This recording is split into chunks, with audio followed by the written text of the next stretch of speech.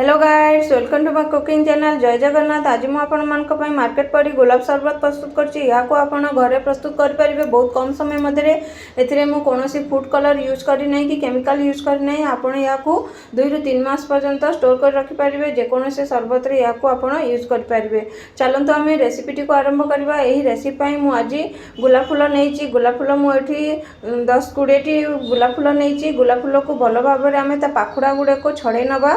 एठी मु गुलाबी कलर गुलाब फूल नहीं। एठी लाल कलर गुलाब फूल नेबे नहीं। लाल कलर बेसी टिके कड़वा अंश थाए से मुझे पिंक कलर गुलाब फूल नहीं। गुलाब फूल को एपरी भाव में पाखुड़ा गुड़ी को छड़े नवा। पाखुड़ा को भल भाव छड़े ताकू पानी दे भल भाव में 2 रु 3 थर धोई नवा। जहाँफल गोलाप फूल पाखुड़े जो मैला अंश थी बाहर जा। बर्तमान देखिपे मुझे भल भाव में धोई नहीं एक स्ट्रेनर काढ़ी नहीं जहाँद्वारा अत्यधिक पानी बाहर जा। बर्तमान आम गोलाप फूल पाखुड़ा को धोई नहीं। बर्तमान आम अन्य एक पात्र नहीं जावा। पात्र रे मुझे 1 रु 1.5 लिटर पानी नहीं जाइए। पानी रे आम ये गोलाप पाखुड़ा को बॉयल करवा जेपर्यंत ये पाखुड़ा गुड़िक पूरा व्हाइट कलर न होइछि। हमर यही नेचुरल कलर आम आनिबा। एथिरे कोनोसी फूड कलर यूज कर परिबानी। देखिपे आमर पाखुड़ा गुड़िक एबे धड़ा हो जाइए। आमर जी रंग गोलाप पाखुड़ार थिला ताहा आमर पानी रे एड हो जाइए। बर्तमान आम एक स्ट्रेनर रे छाणी नवा अन्य एक पात्र को। बर्तमान आम यही गोलाप पाखुड़ा को भल भाव में टिके चिपी नवा जहाँद्वारा पानी बाहर जा। बर्तमान आपड़ देखिपे आमर पानीर रंग किपरि भाव में हो जाइए। एथिरे कोनोसी फूड कलर यूज नहीं। बर्तमान आम से पानी को सही पात्र रे पुणी ऐड करनवा। ऐड करी बर्तमान आम गैस रे बसे ताको फुटेबा को देबा। बर्तमान आम पानी टी भल भाव में बसई दे भल भाव में मिक्स करनवा। एथिरे आम 1 कप चीनी मु ऐड करछि। 1 कप मतलब 200 ग्राम रो चीनी मु एठी ऐड करिछि।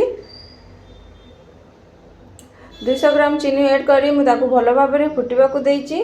भल भाव में फुटी गला परे पुणी आउ थरे मु सेथिरे आउ 1 कप चीनी पके नउछि।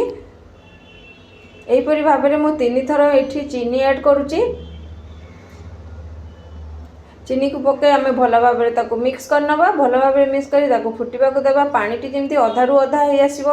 आपण मैंने देखिपे पानी टी भी अधा अधी हो आसलानी। पुणी आउ थे मुझे शेष थर पर आउ 1 कप चीनी पके नउछि। चीनी पके भल भाव में मिक्स कर नउछि। भल भाव में मिक्स करी फुटवा छाड़ी नवा। भल भाव में फुटीगला। बर्तमान आम एथिरे कौन करवा। एथिरे आम चीनी पकईचे थंडा है तार टेला टेला हो से स्वाद अनुसार लुण एवं 2 चम्मच विनेगर पकईची। विनेगर पकेबा फल आमर ये जो चीनी जो पकेबा फल आमर शरबत रे कोनोसी लम्स आसीबो नहीं। पूरा क्लीन आसीबो। से मुझे 2 चम्मच विनेगर पकईची। विनेगर पकई भल भाव में फुटेबा को देवा। बर्तमान आम कौन करवा गैस टी को बंद करनवा। गैस टी को बंद करने पूर्व आम टिके टेस्ट करनवा जमती आमर चिपचिप आसुची कि नहीं देखी नवा। गोटे तार आसवाई बस। बर्तमान आम गैस बंद करी भल भाव में चले नवा। ठंडा होगापी छाड़ी नवा। किछि समय ठंडा होला आम बोतल ट्रांसफर करनवा। बर्तमान आप देखिपे आम रोज सिरप टी किपरि भाव में केते सुंदर कलर आसी जाइछि।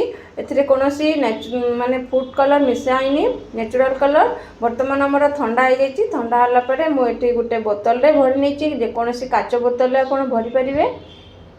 भरि या को आपण 2 रु 3 मास पर्यंत रखी स्टोर करि परिबे। बर्तमान आम चलतु आम ये शरबत को किपरि भाव में यूज करवा मु आपण मानकु देखे नउछि। गोटे ग्लास नहीं जाइछि। ग्लास रे मु किछि आइस क्यूब ऐड कर नउछि। आइस क्यूब ऐड करके ता ऊपर आमु किछि सब्जा सीड्स मु आगुरु भेदे की रखी नैथिली कि सब्जा सीड्स 1 रु 2 चम्मच में ऐड कर नउछि। 2 चम्मच ऐड करी सेथिरे आमे रोज सिरप जो आमे प्रस्तुत करथिले सेइथिरु आमे 2 रु 3 चम्मच ऐड करनवा। 2 चम्मच ऐड कर सारला परे सेथिरे आमे गोटे ग्लास क्षीर ऐड करवा। क्षीर ऐड करी ताको आमे भल भाव में टिके चम्मच साहाय्य मिक्स करनवा। मिक्स कर सारी ऊपर आमे टिके 1 चम्मच रोज सिरप पकई भल भाव में ताको डेकोरेट करनवा। या को आपण करके देखंतु निश्चित भल लागिबो। यही रोज सिरप टी आपण को घरे करके देखंतु निश्चित भल लागे। जदि वीडियोटी भल लागे ताले मो चैनल को सब्सक्राइब लाइक कमेंट शेयर करंतु। जदि फेसबुक रे देखुचंदी ताले फॉलो करंतु। या को आपण ट्राई करके 2 रु 3 मास पर्यंत स्टोर कर परिबे। Bye bye.